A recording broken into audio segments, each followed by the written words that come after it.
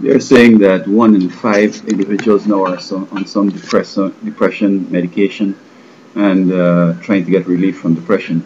Well, perhaps there might be more, but some haven't come around yet to seek the psychiatric or psychological help and to be on the medication. I just can't understand how medication could change the way one thinks. I thought that medication would be able to do a chemical imbalance and therefore affect the physical and the mental as opposed to our thoughts. Of course, where our thoughts are generated, perhaps it will help to repair there or whatever, and then our thoughts straighten out.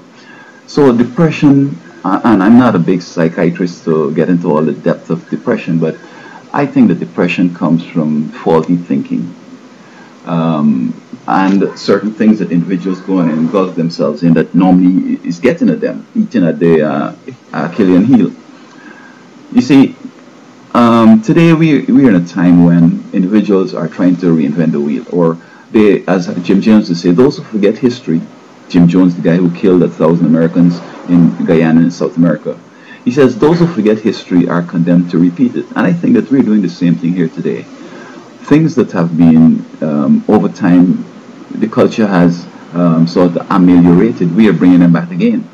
We're bringing back evil big times, and evil was something prevalent in the Middle Ages, and it caused some serious problems.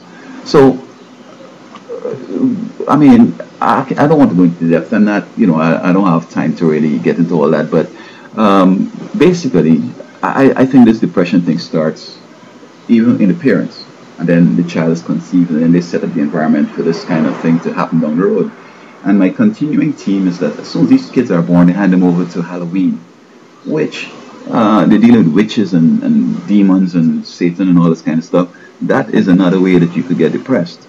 They want to get into psychics and Ouija board and all this stuff. The whole deal is that the Bible reports that in the last days, men's hearts are going to be failing them for fear.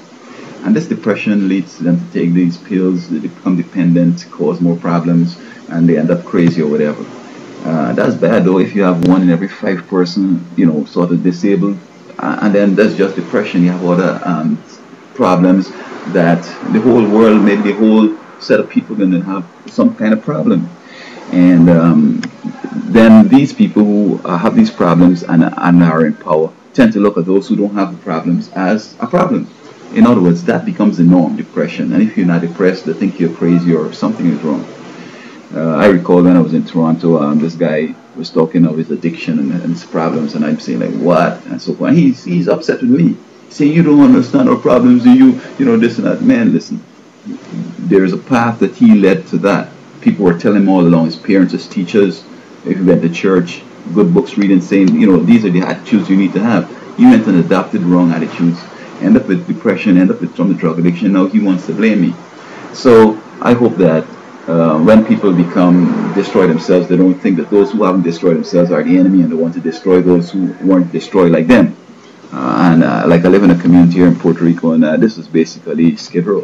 Poor folks, drug addicts, crazies, all kinds of stuff. And I'm in it because of my economic situation, and sometimes it looks as if, well, I have my things. I brought my $100 raincoat. I bought a bicycle. I made a trailer. I pull things. I recycle, make $5 a day. I have money in my pocket. I have a place, renting and so on.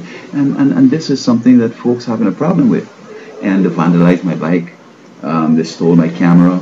They stole another camera I had. You know what I mean? So people are putting themselves in positions, and then they want to blame others and to take advantage of others who aren't suffering like them too. And so I'm not sure if medication really is this answer to this. I think people have to see what their thoughts are, and with God's help, try to change the way you think. Why take on last week's problems today?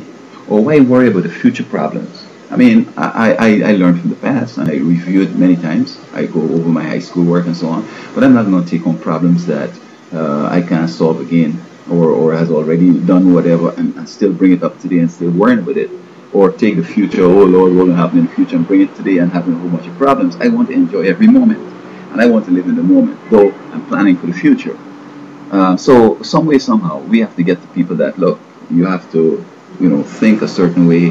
But then again, look, we in the 60s and 70s we start allowing certain paradigm shifts where people thinking in terms of it's about me, I want it now, and if you try to show them a better way. In fact, what I find here, like in Puerto Rico, I was at a place, had a Thanksgiving dinner, and this lady's playing with a cat from the community. It's a wild cat all around, sleeping all over. She's playing with it, puts it up on her shoulder and playing around with it and so on. And then she's going to hold the food. So I said, "Ma'am, did you wash your hand?" And there's a big problem. She complained, they complain, and then they throw me out. I can't go back there anymore. So when you show people, and that's what I'm discovering in Puerto Rico, when you try to show people the right way or a way that they are not doing, they hate you. They want to kill you. They want to beat you down. And so, I mean, Department of Agriculture should know about this. The Department of Health in Puerto Rico. But if I try that, I'll be shot. Don't wear no gloves. It's like, you should be happy you're getting this thing free. Well, the law in the United States of America is that even though you're doing something voluntarily and you're not being paid, you still have to exercise the same care and effort as if you were being paid. As a matter of fact, I think the Department of Agriculture, the U.S. Department of Agriculture, is giving these people a whole bunch of money and resources to provide these services they do. But what they're doing is that they're taking for themselves and they're just bringing some rablins to the folks and saying, the lady told me, she said, "I see people be eating out of the garbage bins. So what's up with, somebody wash their hands?" Oh my God, So people need to change the way they're thinking, I think, and stop all these chemicals they're taking that confusing the body and doing the body a whole bunch of stuff. Or else, this depression thing, I don't think it should be a problem. Forget the past, don't worry the future, just be happy today. Think good thoughts, think good about others, try to be honest, do decent things, do the right thing, and so on. And you won't have all this guilt trip and all these problems. So I hope that, folks understand what's happening, and some of these big time psychologists at Harvard and Yale and so on would intervene in problems like these and come up with solutions as opposed to just, playing the pontifical game.